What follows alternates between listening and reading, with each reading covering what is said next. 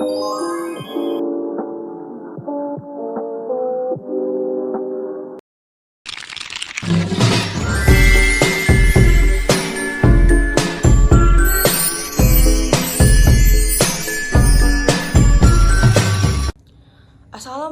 warahmatullahi wabarakatuh. Perkenalkan, nama saya Septi Nuriyati Ningsi, NIM D1C023001, kelas R001. Di sini saya akan menjelaskan tentang penerapan metode statistika dalam teknologi hasil pertanian. Di sini saya akan menjelaskan penerapan metode statistika dalam teknologi hasil pertanian.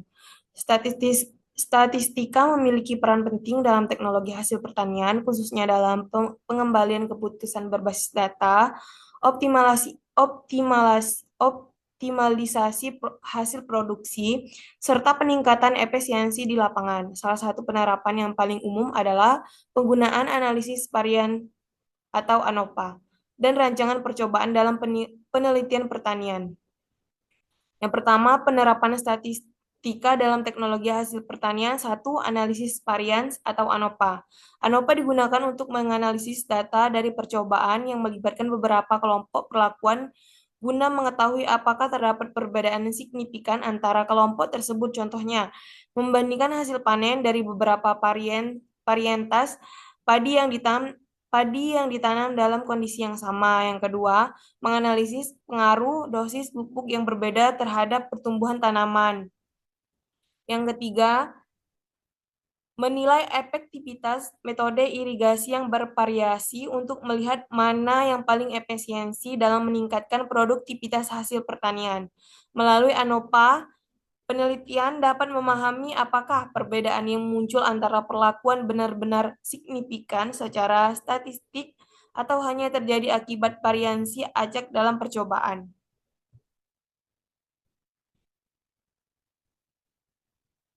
Yang kedua, rancangan percobaan.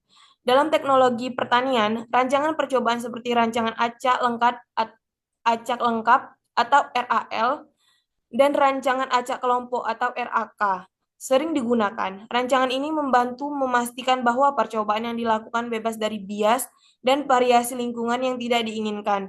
Data yang diperoleh kemudian dianalisis menggunakan teknik statistika untuk menghasilkan kesimpulan yang akurat. Yang ketiga, prediksi dan optimasi produksi pertanian. Dengan perkembangan teknologi, penggunaan big data atau data besar dan perangkat lunak analisis statistik seperti SPSS, SAS, atau R semakin meluas, data hasil panen, cuaca, tanah, dan pupuk dapat diolah untuk yang pertama, memperkirakan potensi hasil panen. Yang kedua, memprediksi penyakit tanaman berdasarkan kondisi lingkungan. Yang ketiga, menentukan teknik pertanian yang optimal guna meningkatkan produktivitas. Yang keempat, pengendalian kualitas produk pertanian.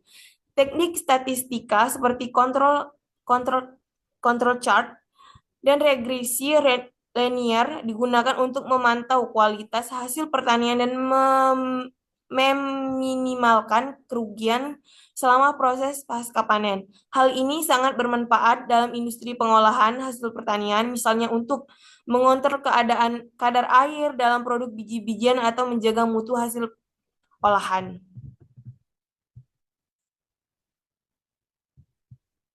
Contoh kasus penerapan statistika. Misalnya, sebuah penelitian dilakukan untuk mengetahui dosis pupuk nitrogen terbaik bagi padi. Beberapa kelompok tanaman diberikan dosis pupuk yang berbeda. Yang pertama kelompok 1, 50 gram per HA. Yang kedua kelompok 2, 100 gram per HA. Yang ketiga kelompok 3, 150 gram per HA.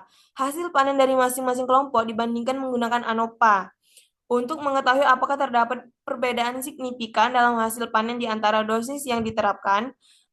Hasil analisis menunjukkan bahwa dosis 100 gram per HA memberikan hasil panen terbaik dengan perbedaan signifikan dibandingkan kelompok lainnya.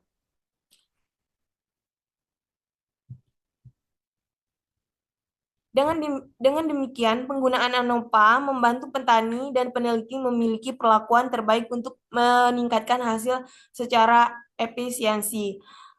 Sumber referensinya itu terdapat dari YouTube dari peran statistika dalam bidang pertanian di era digital. Yang kedua, sumber tambahan lainnya mengenai peran statistika dalam penelitian pertanian.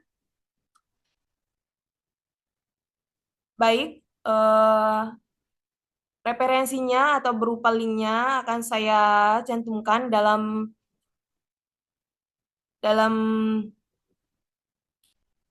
referen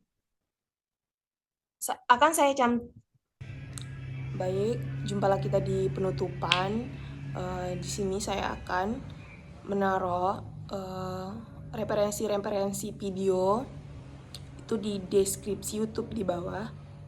Saya akhiri. Wassalamualaikum warahmatullahi wabarakatuh. Bye bye.